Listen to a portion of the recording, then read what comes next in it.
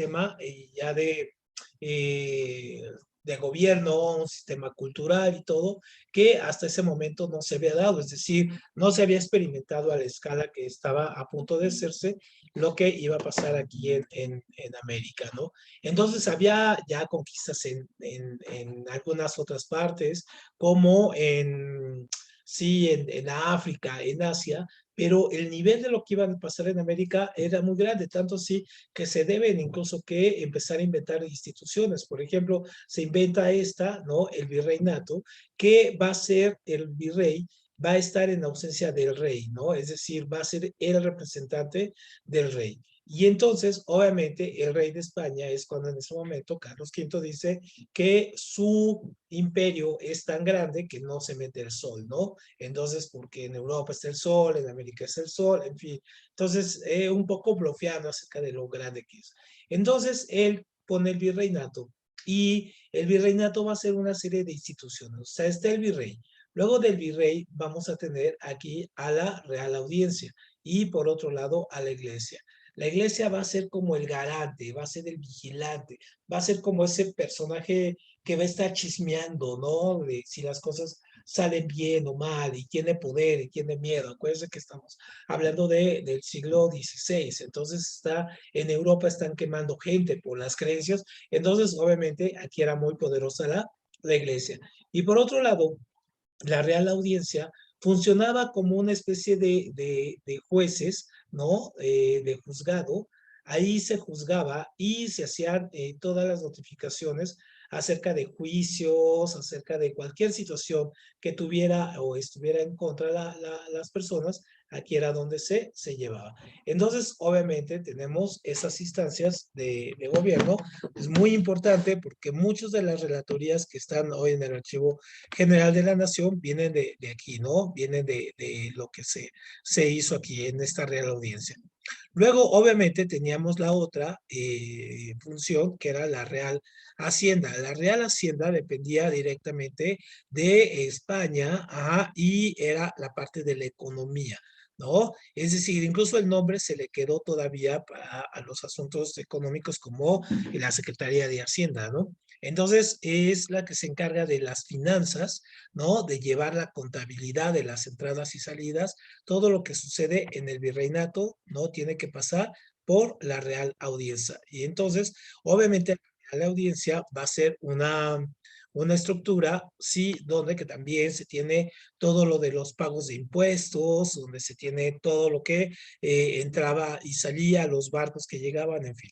Y tenemos el virrey, se hacía de cargo directamente de la Real Hacienda, es decir, le llegaban los asuntos y él tenía que decir sí o no, ¿no? Si entraba. Entonces, en este caso, aquí tenemos en la Real Audiencia, entonces es la máxima audiencia judicial y está en la máxima sistema, en este caso económico, y el virrey como el representante del rey.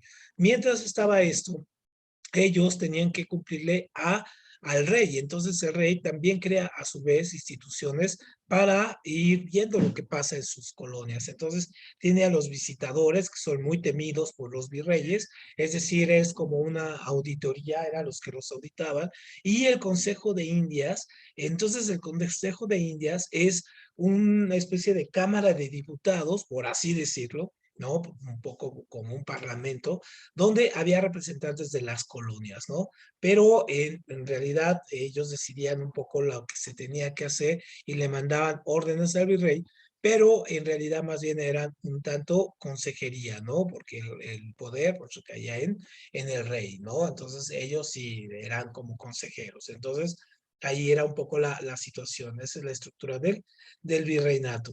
Entonces, obviamente, esto va a ir avanzando, ¿no? Conforme van pasando los años, casi 300 años que va a durar este esquema, pues obviamente van a ir avanzando lo que se va a ir logrando, ¿no? Aquí. Entonces, por ejemplo,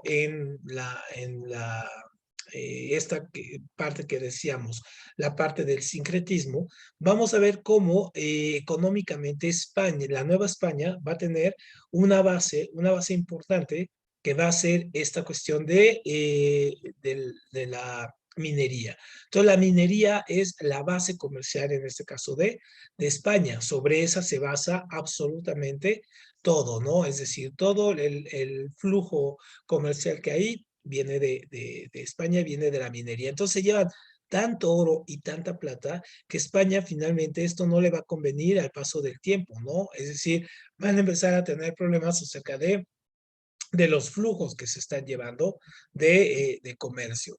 Pues obviamente, pues sí, pues porque la gente deja de trabajar, deja de producir y ya no hay en ese caso producción. Entonces, por ejemplo, por una parte, ellos pueden traen sus cosas, por ejemplo, traen cosas aquí para poderlas producir y que ya no empiezan a producir en España, ¿no? Entonces, por un lado traen el arado europeo, se trae acá y aquí se empieza a producir a partir de esto, ¿no?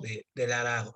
También se trae el hierro, la rueda se empieza a usar porque finalmente traen también animales de carga como caballos, ¿no? Que caballos, bueyes, vacas, cerdos y también trae estas semillas que no se producían aquí. Entonces, esto es un sincretismo muy interesante, ¿no? Por ejemplo, la avena, la cebada, el trigo, el café, los cafetales, la caña de azúcar. Entonces empieza a producir aquí, ¿no? Esto que no lo teníamos.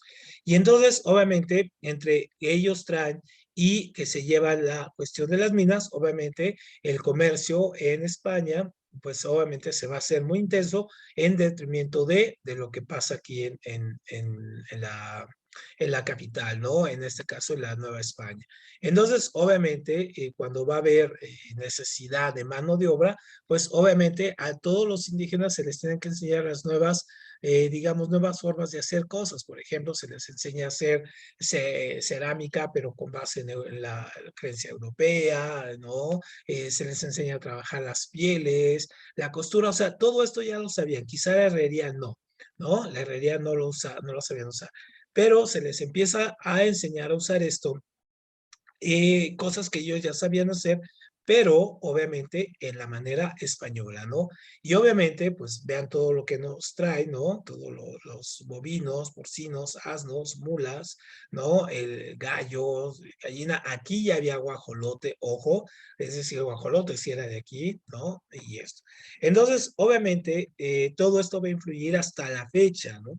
Entonces, por ejemplo, todo esto que nos trajeron a la fecha, pues influye en nuestra forma de comer, ¿no? ¿Qué sería nuestras comidas si no comiéramos fresas, ¿no? O limones, o lechugas, por ejemplo, o arroz.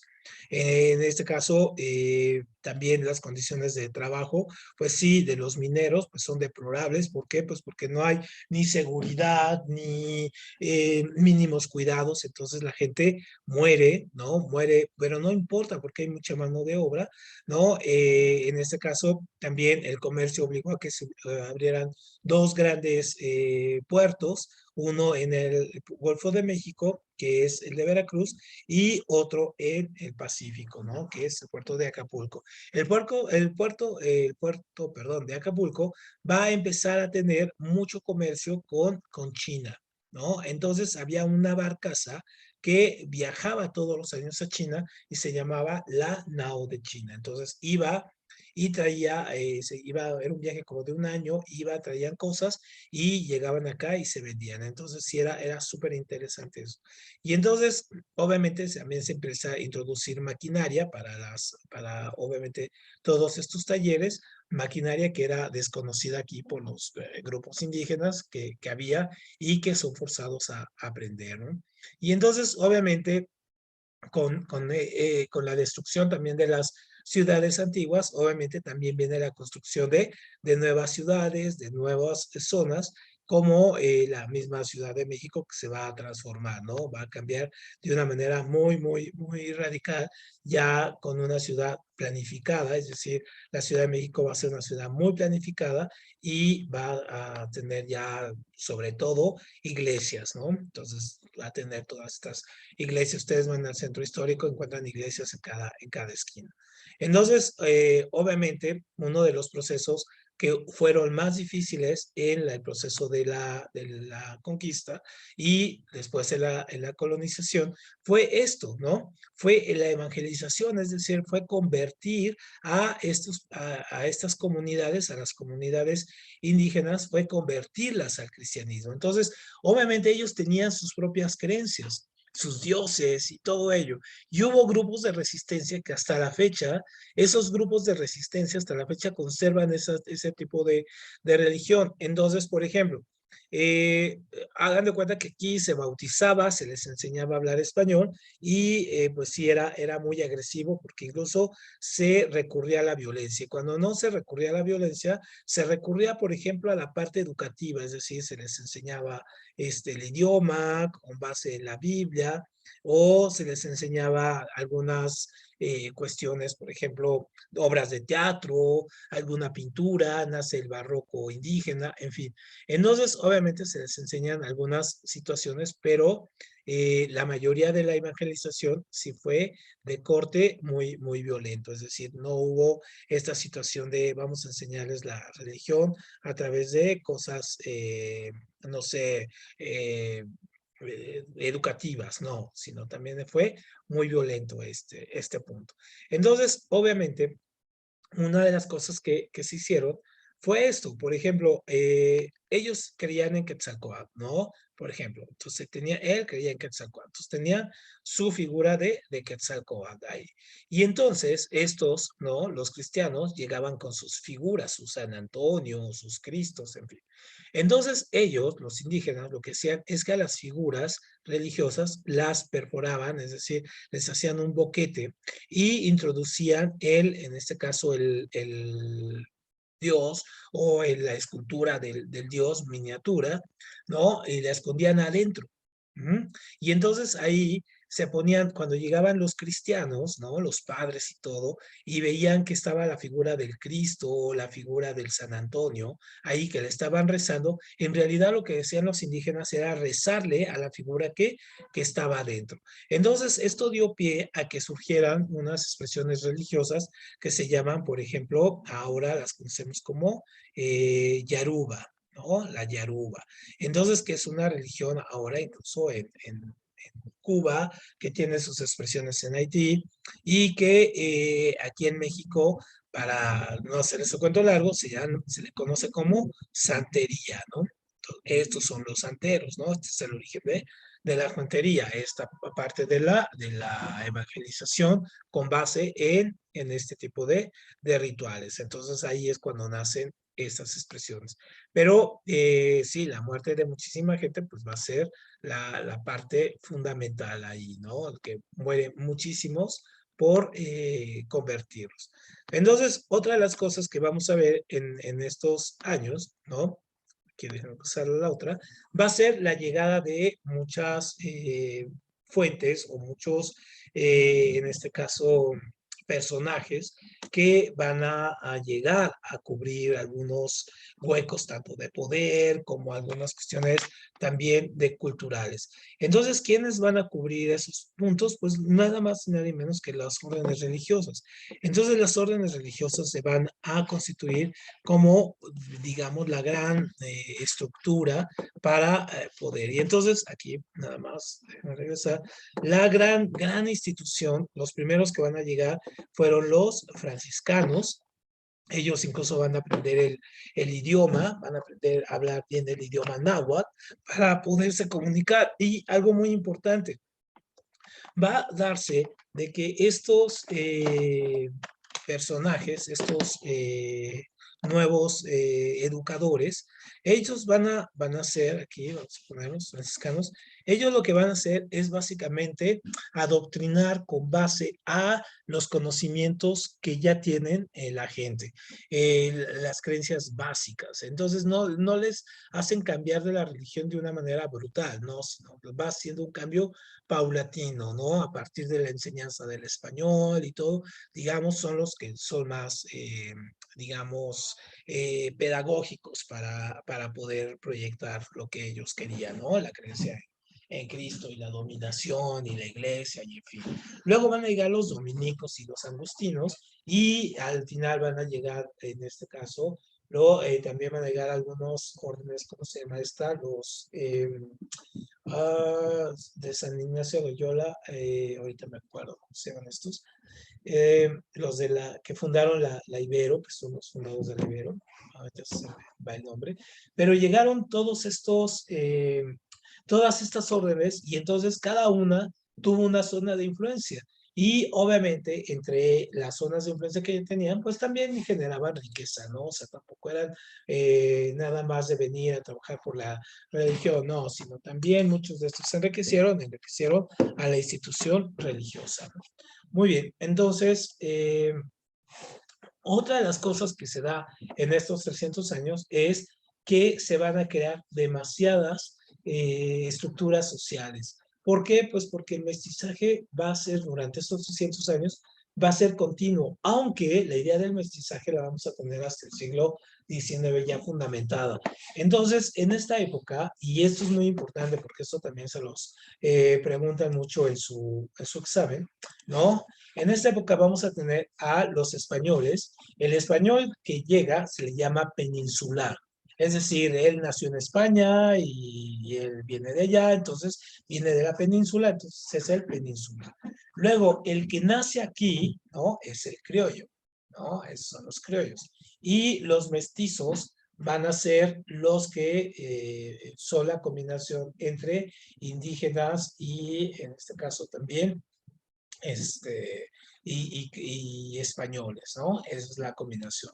Los indígenas es el grupo más, digamos, uno de los grupos más sometidos, ¿no? Pero los grupos que tenían menos derechos eran los negros, que se utilizaban como esclavos, y las castas, que eran las combinaciones de todos ellos. Entonces había demasiadas combinaciones entre ellos, ¿no? Entonces, un poco lo que se va a dar es que esas castas pues iban a ser como estas, ¿no? Los mestizos, indio con negra son los zambos, blanco con una negra pues, son los mulatos. Hay unos mulatos de estos con ojos azules increíbles, ¿no? Las mulatas que se llaman moriscos, los coyotes, pues son indio con mestizo, estos hasta la fecha siguen llamándose así, estos de chamizos, ¿no? Coyote con indio, téntale aire, no te entiendo, el albarazado, en fin, ¿no? Entonces, obviamente eran los pobres de los pobres y eran las estructuras, obviamente, más dañadas y más abusadas, ¿no? Todas estas. Entonces, obviamente, esto nos va a dar pie a que surjan, por ejemplo, expresiones culturales como el barroco, que el barroco es la ornamentación sobre la ornamentación, es decir, el arreglo sobre el arreglo.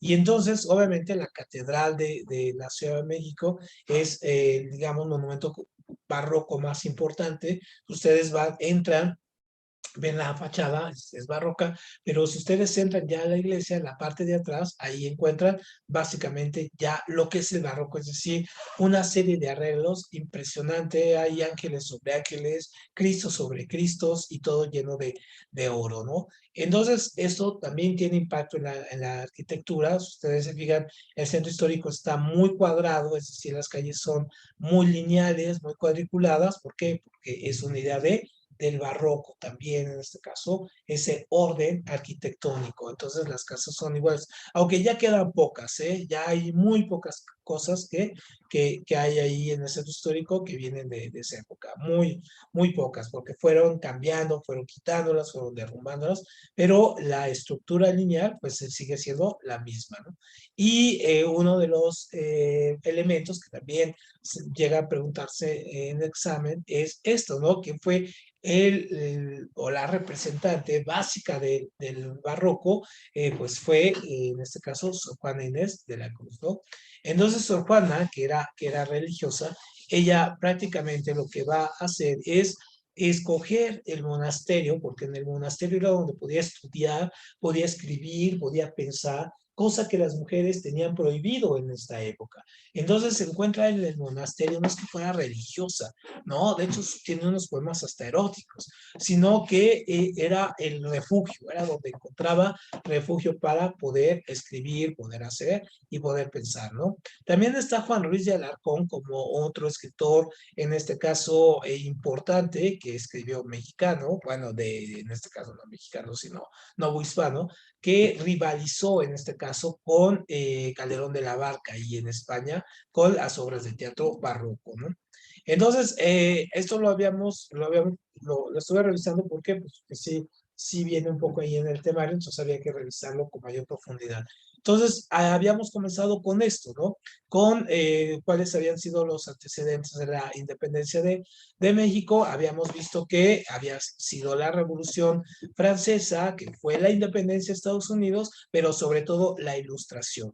Esos son los antecedentes externos. Los antecedentes internos son la molestia de los criollos por no tener poder y obviamente la causa por la que empieza la independencia va a ser en este caso la invasión de Napoleón a España y la salida del rey. Y también habíamos dicho que los principales héroes se dividían básicamente en tres etapas, es decir, los que iniciaron el movimiento como Hidalgo, Josefa, Ignacio, que eran criollos, para después pasar a una etapa que era una etapa más de pensamiento ideológico, que estuvo José María Morelos, y luego la etapa de resistencia culmina el español, que trae la idea de la independencia, y luego la consolidación, que ya va a ser con Vicente Guerrero e Iturbide. Entonces decíamos, ojo, no se les olvide esto, estos son los nombres de estos personajes que usualmente no se mencionan, pero sí nos preguntan en el examen, son los que, de la parte de la resistencia, o sea, los que sostuvieron el movimiento durante casi 10 años en lo que hay las condiciones para que se dé la independencia. Entonces, Matamoros, los hermanos Galeana, Mariano Jiménez, Abasolo, ¿no? Aldama es de la primera etapa, Guadalupe Victoria va a ser el primer presidente de México, ¿no? Y López Rayón también va a ser uno de los de la resistencia. Entonces, obviamente también dijimos que el proceso de independencia tuvo estos procesos, el de la iniciación con Hidalgo, ¿no? Después son sometidos, luego hay una organización donde viene Morelos con los sentimientos de la nación, en este caso el Congreso de Apatzingán, el Congreso de Chilpancingo, para poder tratar de organizar de manera más clara el proceso, no de separación de la Nueva España, sino de la toma del poder de los criollos de Nueva España.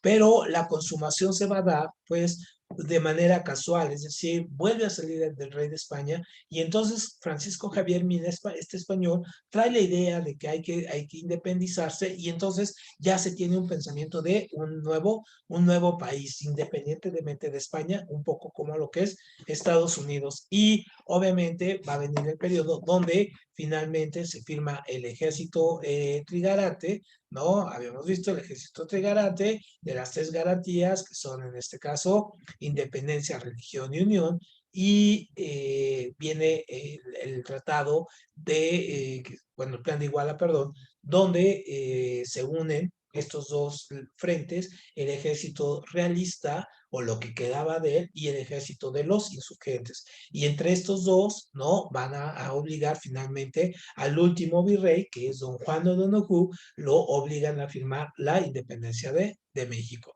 Y una vez que México se independiza, en este caso, estos son Guerrero y Iturbide. Una vez que México se independiza, habíamos visto cómo finalmente Iturbide va a tomar el poder hasta el 24, porque pues lo toma básicamente porque tiene esta noción de que México necesita un líder fuerte, ¿no? Es decir, una nueva monarquía. Aunque él peleó contra ello, bueno, obviamente, y aquí no había muchos deseos de una otra monarquía, pues en ese momento él pensó que era lo deseable y entonces se nombra emperador, ¿no? Y en ese sentido, siendo emperador, pues se va a generar nuevos enemigos. Y esos enemigos van, uno de ellos, Santana, con el plan de Casamata, lo va a terminar sacando, ¿no?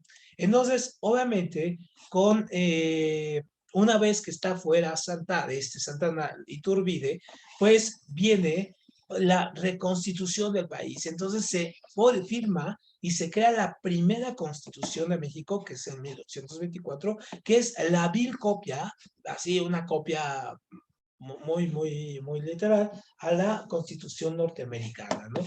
Y entonces en esa copia lo que hace es prácticamente dar pie para que vengan una serie de luchas a partir de esa primera constitución y el primer presidente, que es Guadalupe Victoria, a que venga una serie de inestabilidad y de luchas intestinas entre dos frentes, entre los federalistas y los centralistas, es decir, los liberales contra los conservadores. Como habíamos dicho y hemos repetido mucho, todo el siglo XIX es la lucha entre estas dos facciones, ¿no? De liberales y conservadores.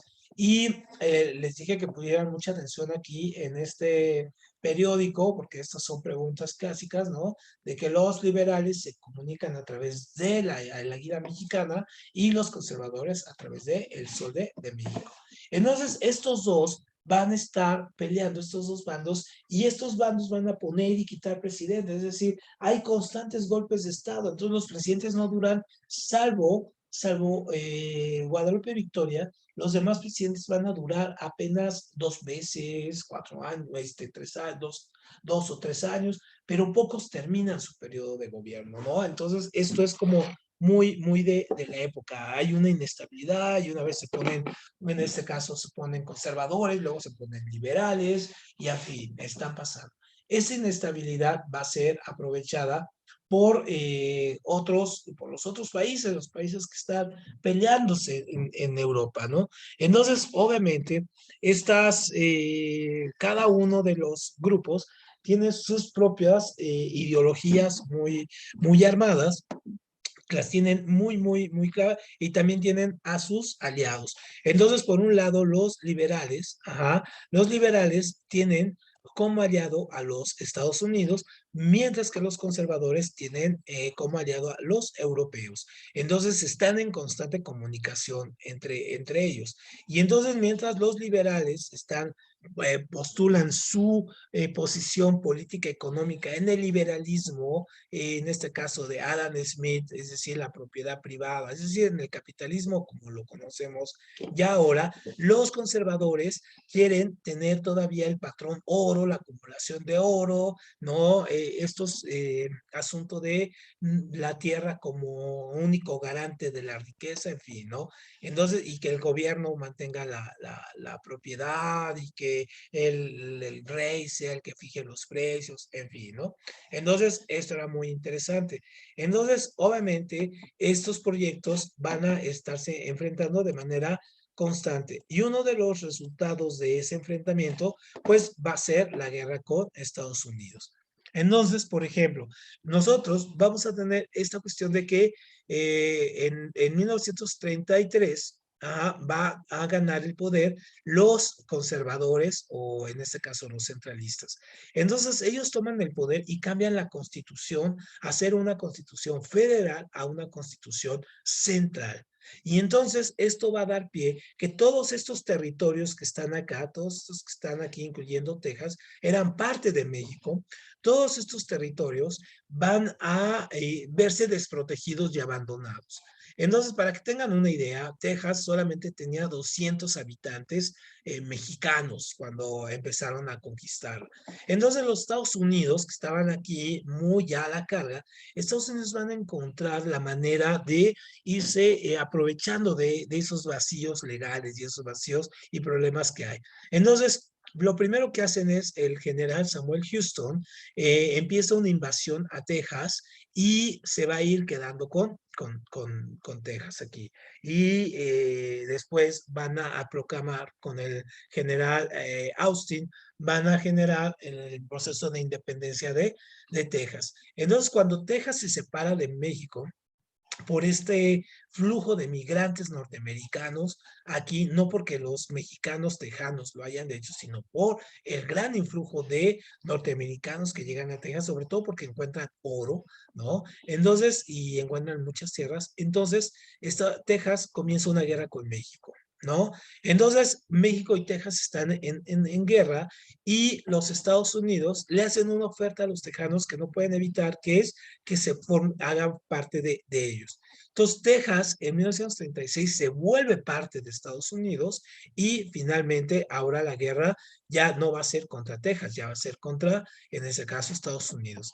Entonces, la guerra va a arreciar, en este caso, México va a empezar a disputarse, en este caso, el territorio, porque Estados Unidos le quiere comprar este territorio, este que está aquí en naranjita, claro, ¿no? Le quiere comprar este territorio. México se niega a ceder esto, ¿no? A que le compren esto, y los Estados Unidos dicen, ok, no me lo compres, no me lo vendas, pues te lo voy a quitar. Y entonces en el 46, o sea, del 46 al 48, empieza la guerra, que en realidad la guerra va a durar unos meses apenas, ¿no? Pero Estados Unidos tenía un ejército más grande y mejor preparado que el mexicano y bastaron 3 meses para poder, en este caso, acabar con las fuerzas mexicanas y que México se rindiera con el tratado de Guadalupe Hidalgo, que, ojo, muy importante, otra pregunta de examen. No lo firma el Tratado Santana. El que lo firma es el presidente Manuel de la Peña y Peña. Entonces Santana estaba fuera del país, ¿no? Era el hombre fuerte, pero no, en este caso, él no firma este tratado, lo firma Manuel de la Peña y Peña, ¿no? Entonces, esto, con este tratado, pierde de lo que se estaba disputando, más aparte, todo este territorio que está aquí en amarillo, ¿no? O sea, perdimos aquí Colorado, Nevada, Utah, ¿no? Nuevo México, y California. Entonces, todo eso se va como parte de los Estados Unidos. Y entonces, obviamente, México queda totalmente dividido, ¿no? Incluso el ejército de Estados Unidos llega aquí. Y de ahí viene el asunto. ¿Usted sabe por qué se les dice gringos a los gringos? ¿Alguien tiene alguna idea de por qué es? No, profe, ninguna. ¿No? Bueno, de aquí viene, de esta guerra. Entonces, a los gringos su uniforme era verde. Entonces, el uniforme verde, ¿no? Pues es de green, ajá, de aquí déjeme poner así, ¿no? Y entonces era verde y go, ¿no? Entonces, así de green go, vete verde, ¿no? O sea, vete, que se vaya, ¿no? O váyanse verdes. Entonces era lo que les gritaba a la gente, ¿no? Porque se les enseña a decirles esto y entonces es la manera de decirles que se vayan. Entonces, obviamente, esto sí es súper interesante en el sentido de que cómo se quedó la palabra. Ahora se convirtió en gringo, pero bueno, de ahí viene, ¿no? Del uniforme norteamericano, que era verde y el go. Muy bien, entonces esa guerra dejó al país totalmente en bancarrota, ¿no? Aquí nos pasamos para acá. La deja en bancarrota. Y entonces, obviamente, esto va a hacer, esto va a traer que un hombre, que este va a ser el hombre fuerte, es Santana, este hombre fue 11 veces presidente de México, ¿no? ¿Por qué fue tantas veces presidente? Bueno, fue presidente varias veces porque era muy hábil. Era un político muy hábil y entonces sabía transformar. Entonces podía decir un día, hoy soy, por ejemplo, ¿no? Hoy soy del PRD, mañana soy del PAN, mañana soy de Morena, hoy soy del PRI. O sea, él se iba con el que tuviera el poder. Y entonces tenía mucho arrastre entre la población. Entonces, obviamente, lo que hace él es básicamente darle seguridad a la población, ¿no? De que es un hombre fuerte y de que alguien fuerte está gobernando. Entonces, obviamente por eso lo buscan los bandos, los buscan los políticos, porque no es que sea un gran administrador, porque en realidad era bastante malo, ¿no? Para administrar, pero es una figura que unifica. Y entonces cuando viene la guerra hemos perdido la guerra contra Estados Unidos, ¿no? Aquí está la bandera en el Zócalo, que hemos pedido, se le pide de nuevo que regrese como presidente. Entonces, él toma de nuevo el poder y cuando toma el poder, entonces, él va a comenzar a hacer una serie de leyes y una serie de acciones que no son necesariamente aquí en beneficio del país, porque ya aparte también ya está como un poco tocado mentalmente, y entonces se hace llamar, ya no se hace llamar presidente, ¿no? Ya no se hace llamar presidente, ahora se hace llamar su excelencia, ¿no? En este caso, no, su alteza serenísima. Entonces se va cambiando el nombre conforme del título, conforme él va teniendo más poder. Entonces él, obviamente, al ser un hombre muy fuerte, se declara una dictadura de corte central, es decir, ya ni siquiera es liberal, ¿no? Ya es completamente centralista. Entonces, obviamente, esto va a hacer que un grupo de políticos, por ejemplo, jóvenes, que trabajaban o que trabajaron en el gobierno y que llegaron a posiciones como Benito Juárez, que era ministro de la Suprema Corte de Justicia, comiencen a verlo ya como alguien, como un enemigo. Entonces, obviamente, estos van a ser de grupo liberal. Entonces, Benito Juárez, Juan Álvarez, en este caso, todos estos personajes como aquí Pavón, Mariano Salas, Martín Carrera, ¿no? Lerdo de Tejada, en fin, la mayoría comienza a ver que Santana ya comienza a cometer locuras. Una de las cosas que hace, por ejemplo, es hacerle honores a su pierna y a su brazo, que los pierde en una batalla, entonces les hace que el ejército les rinda honores, ¿no? O esto de ponerse el nombre de su Alteza Serenísima, o esta cosa de empezar, como no había dinero, empieza a cobrar dinero por las ventanas y los animales que tuvieran. Entonces, si ustedes tenían, no había como ahora, que la gente tiene perros y gatos, no había tanto eso, más bien tenían vacas, caballos y todo, les empieza a cobrar impuesto por eso y les empieza a cobrar impuesto por cuántas puertas tienes o cuántas ventanas tienes. Entonces muchas de las casas empiezan a ponerle adobe a sus ventanas pues, para cerrarlas, ¿no? Para que no les cobren impuestos. Es decir, empieza un poco a enloquecer ahí. Entonces va a venir una revuelta de gente que trabaja con él, encabezadas por Juan Álvarez, y van a declarar el plan de Ayutla.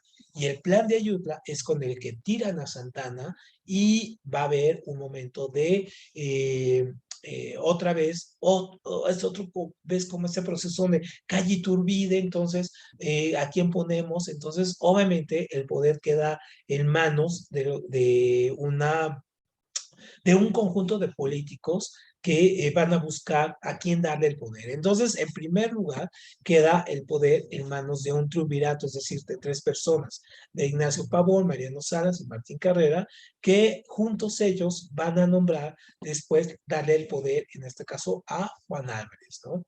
Juan Álvarez, en este caso, también ya era el político más viejo de todos ellos, dice, yo ya no estoy para estos trotes y termina dándole el poder a Ignacio Comonfort. Es decir, aquí vemos cómo se van pasando el poder, pues porque en verdad tienen una papa caliente, ¿no? Y nadie la quiere. Entonces, Ignacio Comonfort queda en el poder, finalmente dice, yo me quedo.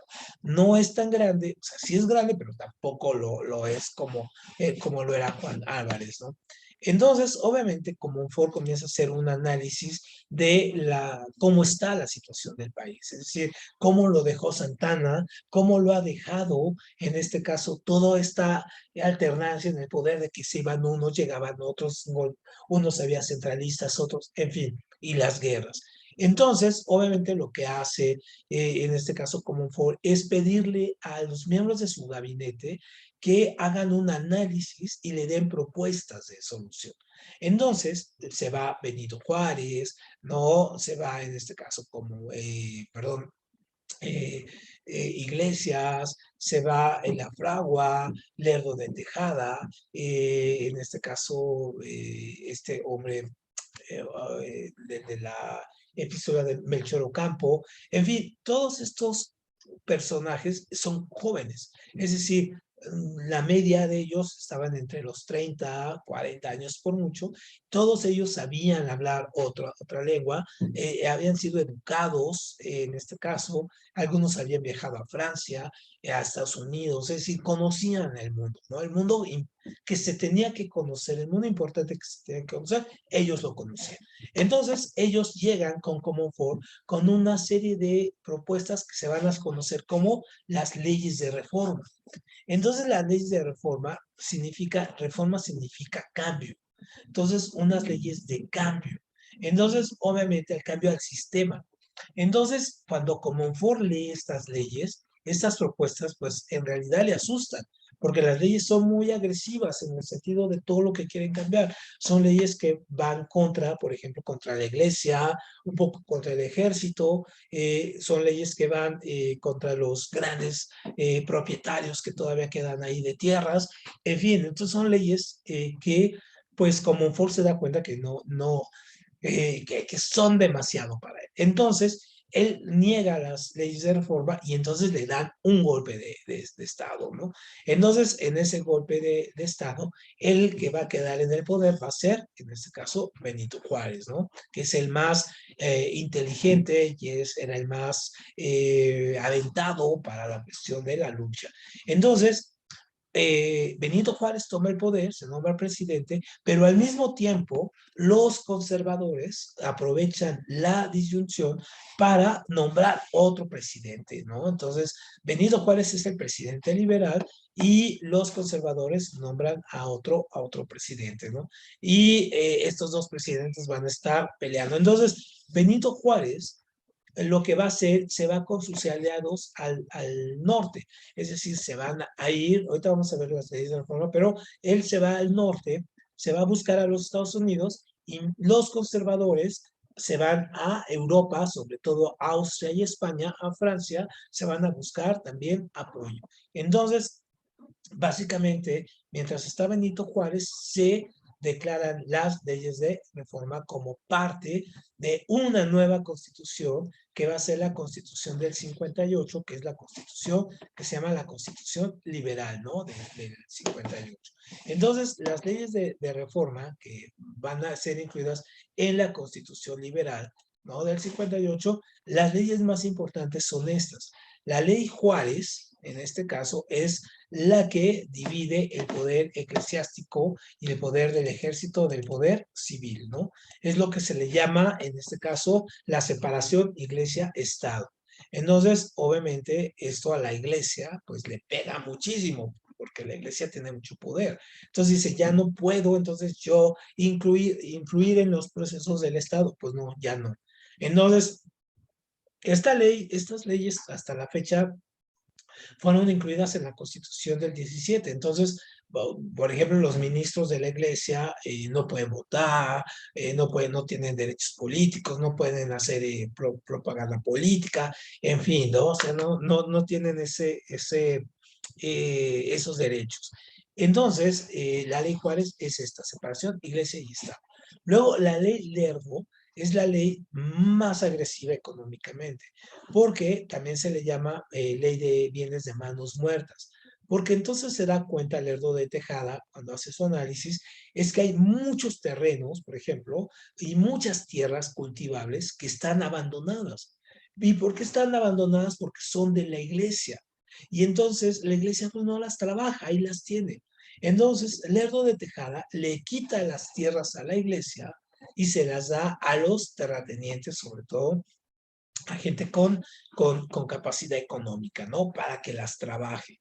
Y entonces, esta ley Lerdo no nada más va a afectar, por un lado, a la iglesia, sino también va a afectar a grupos indígenas, porque también había muchos grupos indígenas que tenían tierra, pero que no la trabajaban. Entonces también se las quita esta tierra y también ahí va a ser esta ley Lerdo, va a ser uno de los orígenes que van a dar pie después, muchos años después, al movimiento zapatista, ¿no? Al movimiento de los zapatistas del 94, esta ley. Y luego va a estar esta ley, la ley en este caso Iglesias, que le va a quitar el fondeo económico, en este caso, a la iglesia. Es decir, prohíbe el diezmo, ¿no? Y prohíbe que se le dé a la iglesia todos los bienes. Luego está la ley La Fragua, que es la ley de la libertad de expresión, es decir, donde las personas pueden, en este caso, decir lo que deseen, escoger la religión que quieren, circular por donde quieren. Está la ley de Melchor Ocampo que abole en este caso, los cementerios y inventa el registro civil, ¿no?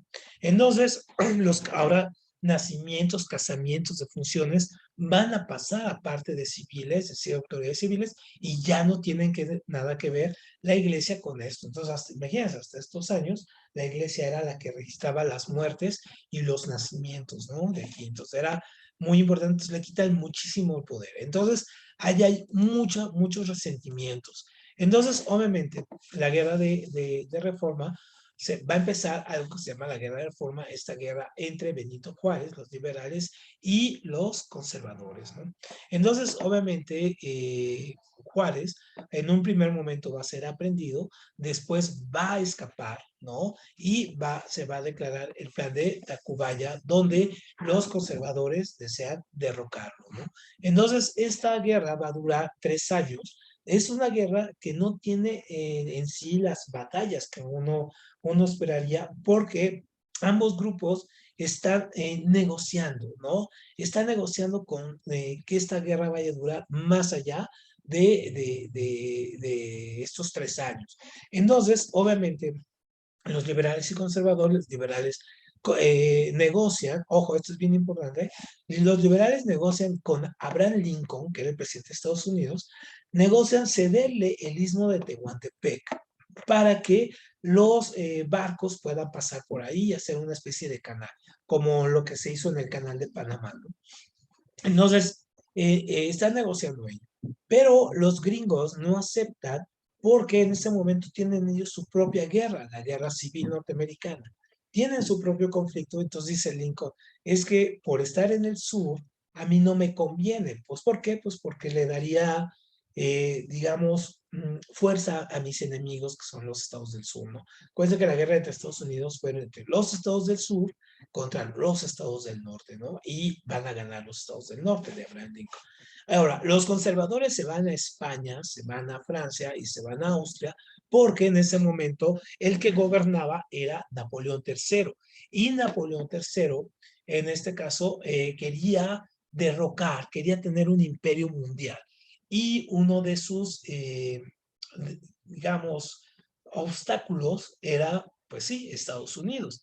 Entonces, él pensaba que teniendo un emperador, o en este caso bajo su dominio, en México, podría fácilmente después hacerle la guerra a Estados Unidos, ¿no?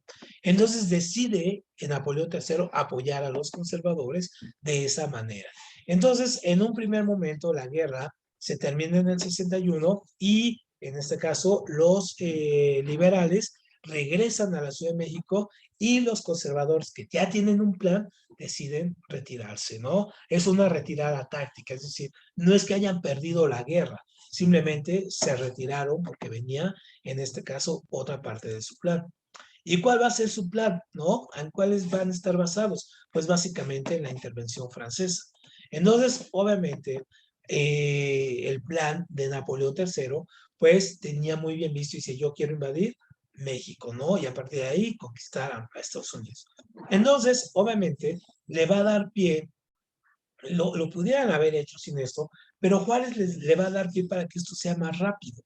Entonces, en este caso, Benito Juárez, una vez que regresa al poder aquí a la Ciudad de México en el 61, los conservadores ya se fueron, y Juárez regresa, y entonces como no hay dinero, o sea, prácticamente están en la bancarrota, entonces lo que hace es decir que ya no va a pagar la deuda externa, ¿no? Entonces no va a pagar los préstamos que le han dado Francia, España e Inglaterra.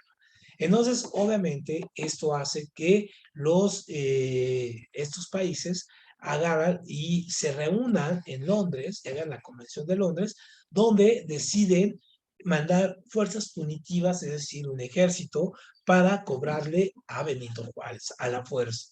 Entonces, aquí viene, y cuando Juárez sabe que van a venir, Juárez ya les tiene preparados unos tratados que van a ser conocidos como los convenios de la soledad.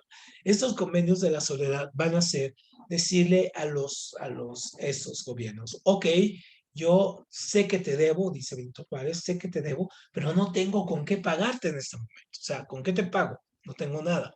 Entonces, ¿y qué? Si me conquistas, pues tengo una gente que está muy encendida ahorita, te va a ser imposible gobernar. Entonces, España e Inglaterra deciden aceptar estos tratados porque lo ven así.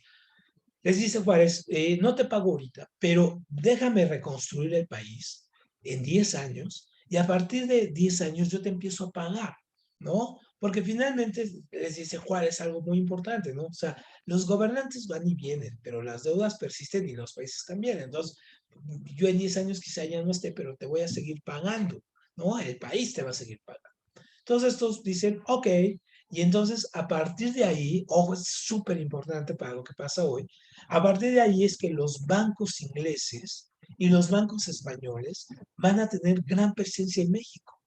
Entonces, por ejemplo, tanta presencia tienen que, por ejemplo, son los BBA Bancomer, por ejemplo, o que ya no es BBA Bancomer, por ejemplo, es el banco, aquí en México, es donde saca mayor ganancia que todas sus sucursales del mundo, ¿no? Más que en España, BBV, ¿no? Por ejemplo, esa es una cosa que sucede. Entonces, obviamente, dicen, ok, y también los bancos ingleses, que había un banco que se llamaba el Banco Serfín, ¿no? Que era el banco inglés, y entonces ahora es HSBC. Entonces, bueno, deciden quedarse aquí y ganar mucha lana, ¿no? Con los intereses. Pero Francia no. Francia dice, no, yo no me quedo porque yo lo que quiero es conquistarte. Y entonces Francia le declara la guerra finalmente a México, ¿no? Decide no ser estos tratados y decide invadir. Entonces, obviamente, los franceses sí van a llegar, les va a costar más trabajo que a los norteamericanos poder conquistarnos.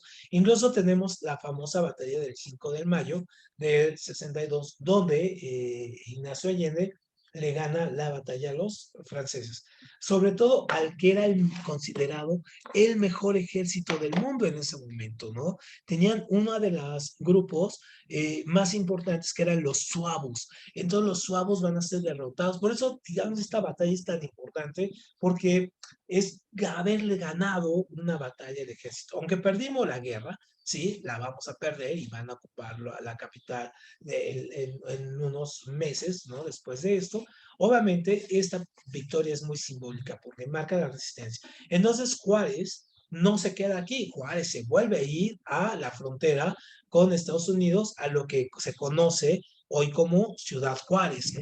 Entonces, obviamente, el plan de los conservadores y el plan de Napoleón III, pues era el de tener aquí finalmente a este príncipe o un gobernante europeo y mandan a uno que es Maximiliano, en ese caso de Habsburgo, ¿no? Él acepta, firma un tratado con Napoleón III, que se llama el Tratado de Miramar, donde acepta que Francia le dé su ejército, ¿no?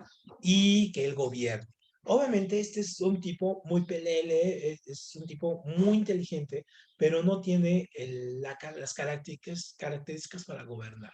Entonces, obviamente, él va a llegar y va a tener, se va a declarar emperador. Ahora, aquí pasan dos cosas, ya vamos a terminar.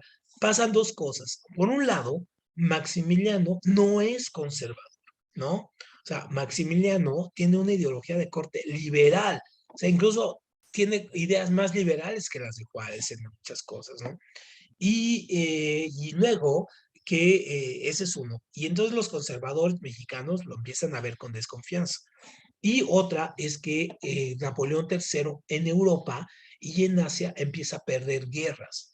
Y entonces estas guerras que empieza a perder le empiezan a preocupar. Dice, no, yo necesito a mi ejército. Entonces no le da toda la fuerza que necesitaba Maximiliano para después hacer el plan que quería de conquistar Estados Unidos. Entonces, por un lado, se va a encontrar el ejército republicano de Juárez, va a estar peleando todo el tiempo contra el ejército de Maximiliano, ¿no? Y Maximiliano, ojo, porque ustedes preguntan, ¿saben? Una de las cosas que hace es que abre el jardín botánico, por ejemplo, que es una tradición europea, y clausura la Real y Pontificia Universidad de México, es decir, le cierra a la iglesia su universidad, ¿no?